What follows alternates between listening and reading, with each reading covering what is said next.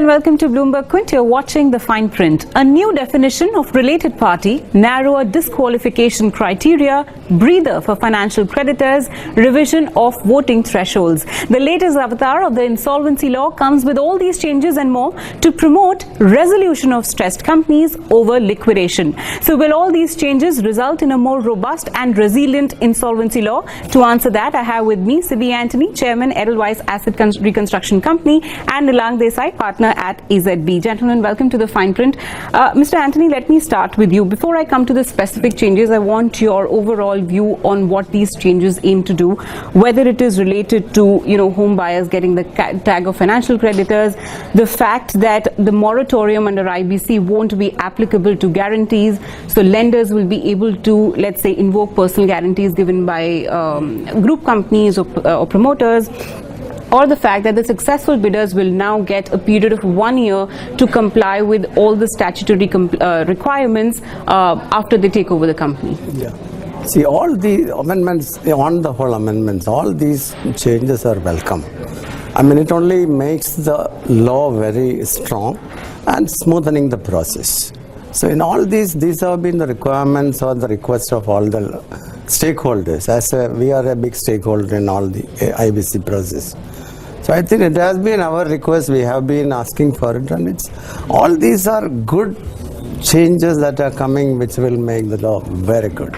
Sure. You had some concerns when we were chatting offline about the fact that you have now 1 year for the statutory compliances. What sort of compliances? Specifically coming to that, see, what I meant is the whole IBC process is compressed into 270 days.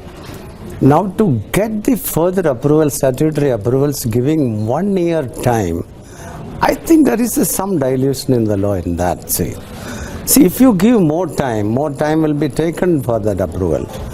I would suggest that this time should be compressed, maybe 3 months or maximum 6 months. 3 months should be ideal, because even if you really look at CCI approval, is coming very fast, because it's under IBC. Like this, all the approvals under IBC should come very fast. As a resolution applicant, why should I make my payment until I get all the approvals? It should not delay the process.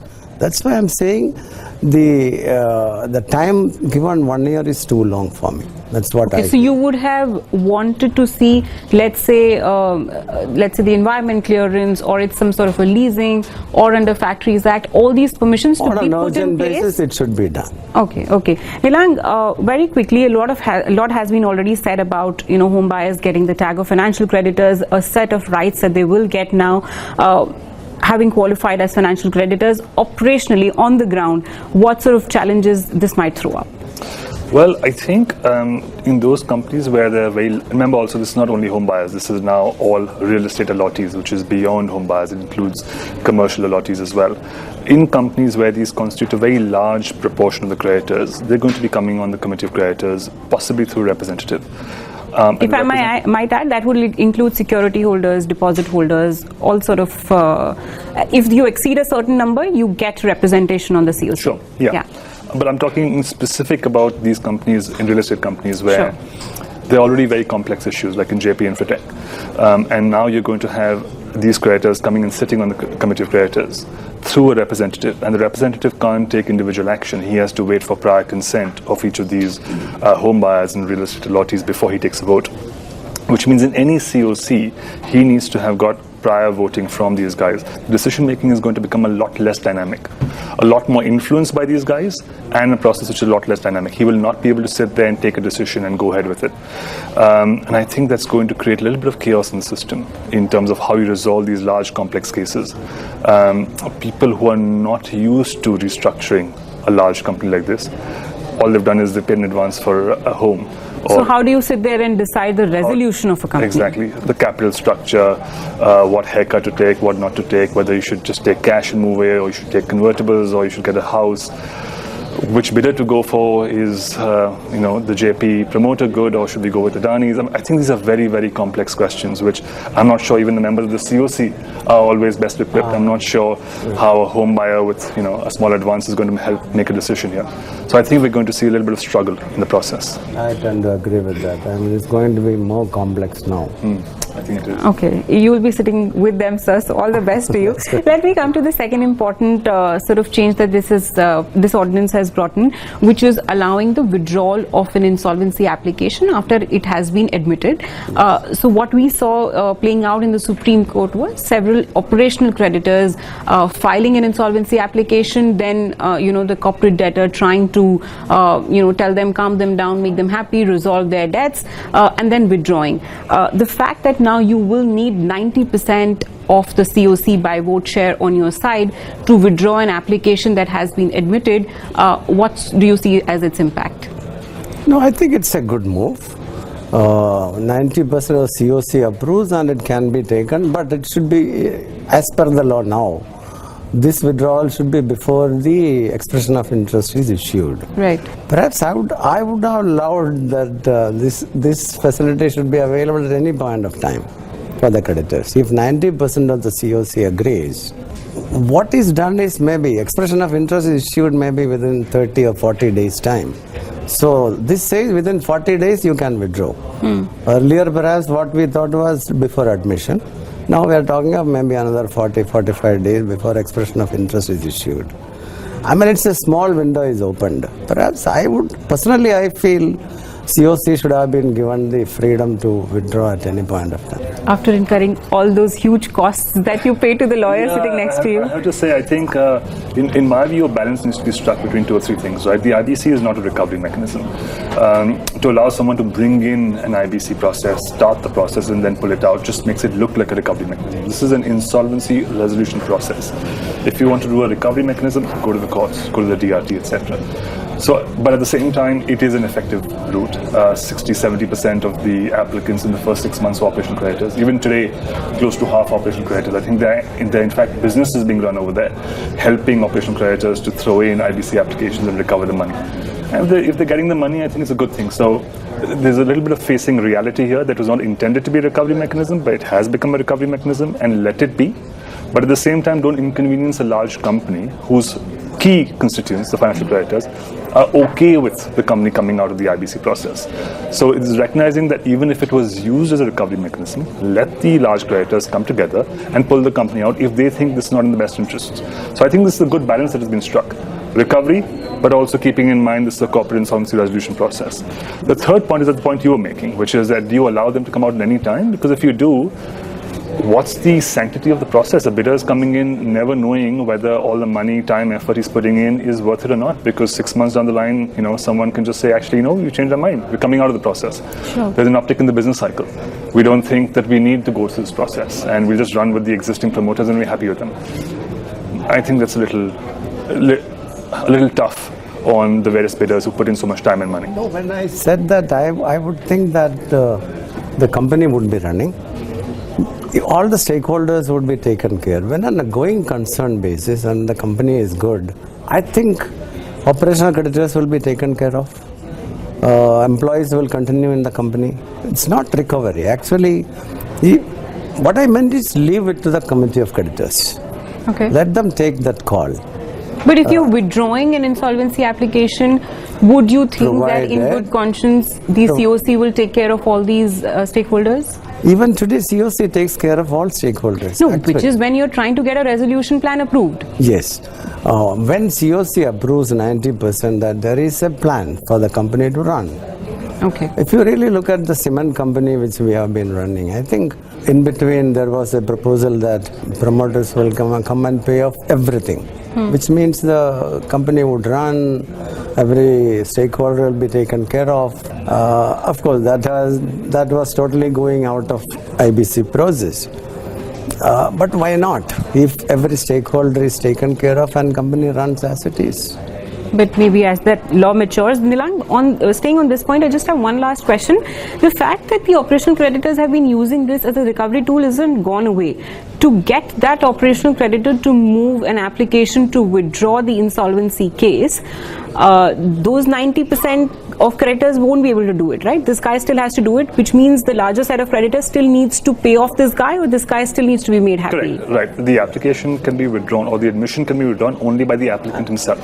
Right. So you need both the applicant's consent, which means he needs to be satisfied, and 90% of the COC. Obviously not the consent of any other creditor, i.e. Right. 10% or the other operational creditor. Operational creditor. But then they can file another IBC application. So, no. Okay, all right. Okay, so let me come to now the second big change that I thought was interesting was the definition, a new definition of related party. It's a very broad definition. What prompted the government to come up with this definition, Nilang? There wasn't one. So when you were looking at related parties, there was one for corporates, not one for individuals. So there was a bit of confusion as to what happens when you're looking at connected persons of an individual. And this is merely plugging that absence. Okay, so now you have a definition of related party in the context of an individual. Just explain to me, because it's a fairly broad definition, Nilang. It includes, let's say, persons on whose advice, directions or instructions the individual is accustomed to act. It also includes, let's say, a public company in which the individual is a director and holds along with relatives more than 2% of its paid up share capital. Just step back and explain to me how this definition will work now in conjunction with who can or cannot apply as a resolution applicant. Sure. So, I mean, not much has changed in the sense that you still look at these definitions in the same way you used to before. So you look at the applicant, you look at the persons who are the promoter or in management or control of the applicant. You look at the persons who are the promoter or in management or control of the corporate debtor itself on a going forward basis. Once you looked at these people, you look at their connected persons. And to look at their connected persons, you look at all these definitions. Because it's a person essentially you are looking at. Exactly. And now you look at an individual, so you look at the related parties of this individual. You also continue to look at the related parties of the corporate, should the corporate be in management or control. The idea is, of course, that what you can't do directly, don't do indirectly. So you don't want to restrict it to the person making the bid himself, but you don't want the person's spouse or the person's spouse's brother making the bid if that person is, in control of an NPA company. The thinking being that you shouldn't be able to get out of the disqualification simply by using a relative. Okay. Is it going to catch more people than was intended? Possibly. But then this is the long debate about whether you have such a concept of avoiding a moral hazard or not in the first place. And if you do have it, then inevitably you're going to catch a few unintended people. Mr. Antony, the other sort of important change that has happened in the context of Committee of Creditors is the reduction of voting thresholds. Yes. So for, let's say, to extend the insolvency process, earlier the threshold was 75%, it has come down to 66%. For approval of a resolution plan, it was 75%, it has come down to 66%. And again, for a variety of day-to-day decisions, the voting threshold has come down to 51%. 51%. Would you say that it's as simple as speeding up the process of insolvency and it will not have any unintended consequences? I don't think there will be any unintended impact on that. I think this is a very good move. 75% was a steep figure. In fact, we have seen a few cases where they are looking at liquidation because 75% could not come. I mean, 66 is an accepted figure. 2/3 is a good number and a reasonable figure. I think that's a good. This is also not present in voting. This is an absolute per value. It is absolute. By vote share. So yeah, by vote share, which is a high number. It's a high proportion to get. So it's not like you're diluting the principle of the fact that the majority must be the majority. Okay. It still is a substantial majority in the context of things. Yeah. For instance, the Companies Act looks at 75%, but then that is present in voting. Yeah, but 75% was absolute total. It was, yes. But I guess what I'm saying is it is still quite a high number still quite overall. High, yes. Okay, all right, okay. Nilang, there have been a bunch of changes in the section 29A, which is basically laying down the ineligibility criteria for resolution applicants. So far you were disqualified if you were a promoter of a company, that was an MPA. They've changed it to that at this point in time when you're submitting a resolution plan, you shouldn't be a promoter of an NPA, which means people can resolve those situations and come and apply? That's right. I think they can. And would it mean that existing promoters also can solve their NPA situations and then apply? That sounds like it, yes. So if you fix the NPA problem beforehand, then you can come in and apply. Okay. And Which is fine, right? I mean, if you fix the problem, you fix the problem. Okay.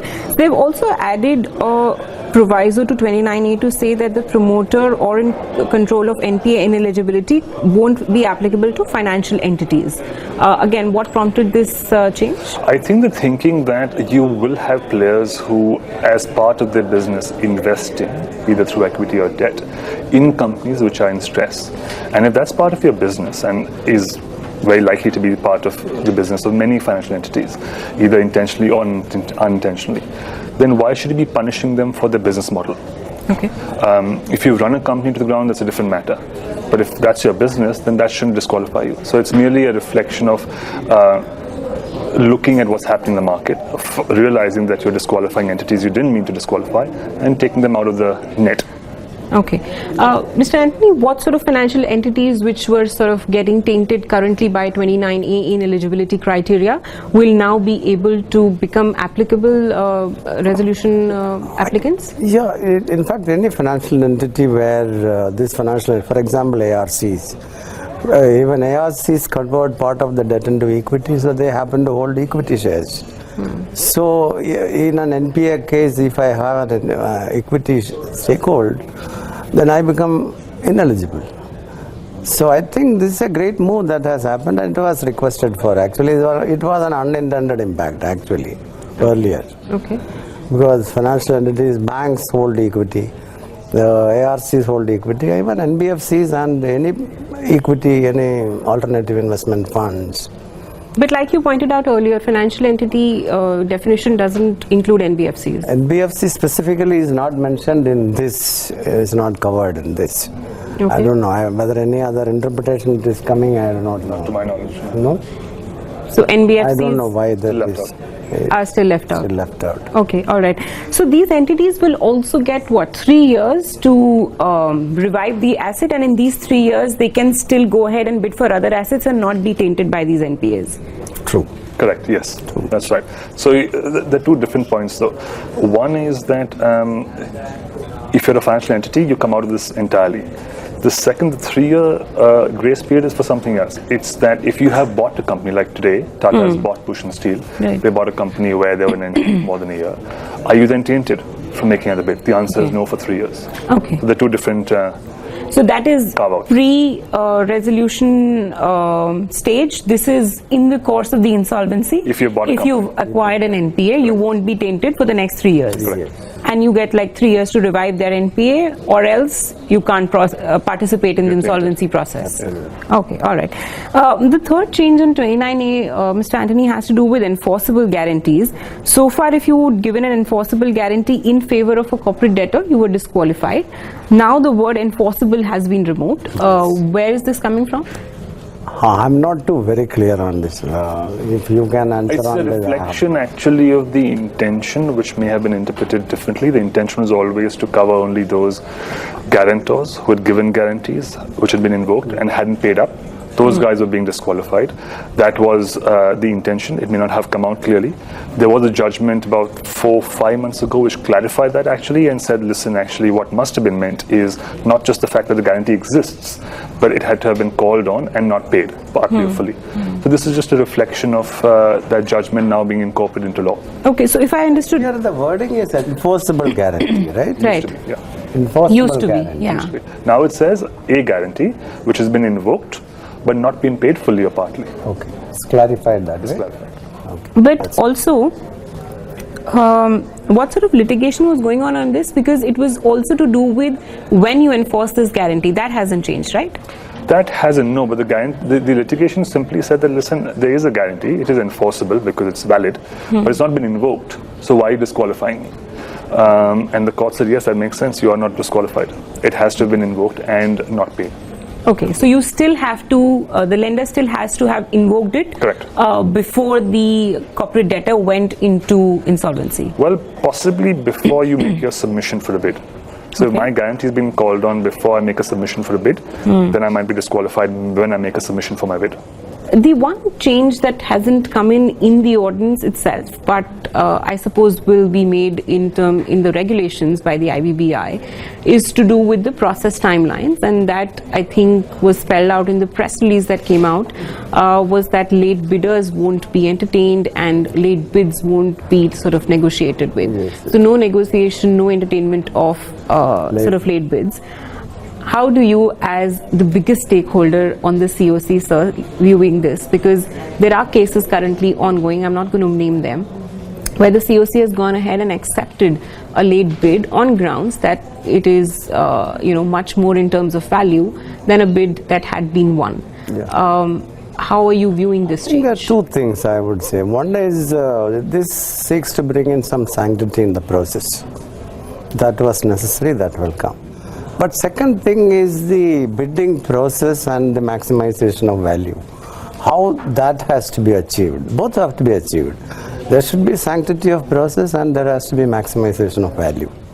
I think this will bring in sanctity, and I think maximization process will evolve. I am very confident. I think it will, whatever lessons we learned so far, I think a process whereby we can maximize the value will come in. Is it coming in, Ilan? I think, I'm going to step back for a minute. I think there's a lot of noise made about how much litigation has been involved in the process. Is it diluting the process? Is it killing the IBC? What's going on, etc.? Why is no one asking why is the litigation happening? Is it because that the process of the M&A price discovery has been run poorly? Isn't it a bit bizarre that you run a process and then 2-3 weeks later you have a bidder with a 30% higher bid? Something must have been wrong with your price discovery process. And I think this is welcome, because if the participants are being influenced by a certain guideline and need to follow something written somewhere when they run the competitive process, and that guideline isn't working. You're referring to the CVC guidelines? I'm referring to the CVC, the procurement guidelines, the H1 process. Yeah. If the COC participants, relevant COC participants, insist on following that only because they want to point to something in the law which they are following, and it's not working out, then I think we need to give them something else to follow which may work out. Because really what we need is price and value maximization. And clearly the current process isn't working. Because if you're getting bidders within 2 weeks, which are 30% higher, you haven't run an efficient competitive process. How will this, change the process? Well, we have to see how it comes in. But if it basically says that the COC can run any one of these internationally accepted methodologies of price discovery, would that be an auction as well? Of course, public auction, price, electronic auctions, Swiss challenge, whatever. You can use any of these, whatever you think is the best. Then suddenly these guys can go, there's something written in the law which is different. I mean, it's already coming a little bit. I mean, in Ruchi Soya, the COCs decided to, run the Swiss auction process and not run the H1 process, which I think is very welcome. How does the Swiss auction process work? So the idea is you bring in bids. The guy who gets the highest bid eventually has a ROFR to match the subsequent raised auction prices and take the company off anyway. So which means that your initial bid round, you're tempted to make a higher bid because that will give you a ROFR for the last round. Right. I mean, I'm not saying Swiss auction is the best way. All I'm saying is run a process, horses for horses. Run the right process for your company. Don't stick on a methodology just because it's written somewhere and you think that's the only thing which is going to save you from a call 2 years later asking you why you sold off at that price. The final point that I wanted to sort of bring to both of you was, again, highly litigated, so I don't know how it's going to help, that now the resolution applicants will need to give an affidavit to the resolution professional to say, I am eligible. The fact that all these litigations are happening, that's a legal point of view where everybody is saying, I am not disqualified by Section 29A. So how is this affidavit going to help?